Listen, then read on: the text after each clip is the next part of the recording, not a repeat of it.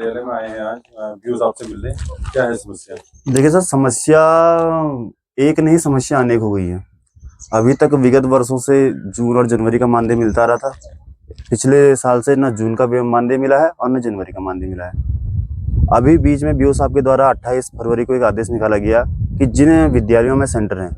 उन विद्यालयों में जो अतिथि शिक्षक कार्यरत हैं, उनका जो है कि उपस्थिति आप इस प्रकार से भेज, उपस्थिति शासनादेश के अनुसार भेजें। जबकि जो शासनादेश निकला है, उस शासनादेश में कहीं पे भी ये जिक्र नहीं किया गया है कि परीक्षाओं के दौरान अतिथि शिक्षकों को मानदेय नहीं दिया जाएगा। तो जब हम विद्यालय जाते हैं, 28 तारीख को आदेश आने के बाद 1 तारीख को विद्यालय जाते हैं, तो कई प्रिंसिपलों द्वारा यह कहा गया कि आप विद्यालय किस लिए आ रहे हैं, आपको मानदेय नहीं दिया जाएगा, आप घर जाइए, उनके साइन नहीं कराए गए।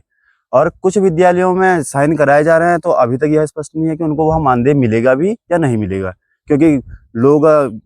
परीक्षा के दौरान खाली सिग्नेचर करने के लिए जाना पड़ा, तो अपने घरों पे भी चले गए हैं, तो उस किसी तरह से आना जाना कर रहे हैं। परंतु उस आने जाने में जो समय लग रहा है, जो पैसा खर्च हो रहा है, वो जो अभी तक उनके पास जो पैसा था वो भी खर्च हो गया, और उसका मानदेय मिलेगा या नहीं मिलेगा, इस संबंध में आज हम खंड कार्यालय में आए थे, जिसमें बीओ साहब द्वारा कहा गया है कि जो यह फरवरी माह 28 तारीख को जो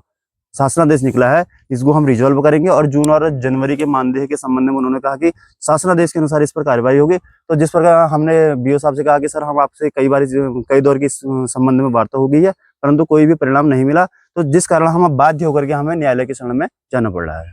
अच्छा, एक बात बताइए, आप कुछ लोगों के द्वारा कहा जा रहा है कि कुछ ब्लॉकों में और कुछ जिलों में मानदेय निकाला गया है, जून माह का भी और जनवरी माह का जी, जो छुट्टियों के दौरान मानदेय दिया गया है अतिथि शिक्षकों को, तो वो किस आधार पे दिया गया है, क्या है वो? देखिए सर, किन ब्लॉकों में दिया गया है ना, जो जून का मानदेय है, जून का मानदेय हमारे सल्ट से ही नजदीक पड़ने वाला भिक्यासन ब्लॉक हो गया, सियालदी ब्लॉक हो गया, द्वाराल ब्लॉक हो गया, चौखुटिया ब्लॉक हो गया, इन सभी ब्लॉकों में जून का मानदेय निकला है। और अन्य अल्मोड़ा की बात कर रहा हूँ, जो हमारे लगते हुए हैं, और अन्य जिलों में भी अधिकतर जिलों में जून का मानदेय निकला है। जहां जनवरी की बात आती है, जनवरी का मानदेय अभी तक जो सूचना प्राप्त हो रही है कि कई ब्लॉकों में बजट नहीं है, तो इसका वहां अभी जनवरी का ना 18 दिन का या पूरे महीने का मानदेय निकला है, जबकि हमारे यहाँ 18 दिन का मानदेय जनवरी का दिया गया है। जनवरी का मानदेय अभी तक पिथौरागढ़ जिले में पूरी तरह से निकल गया है, उधम सिंह नगर में जनवरी का मानदेय भी पूरी तरह से दिया गया है।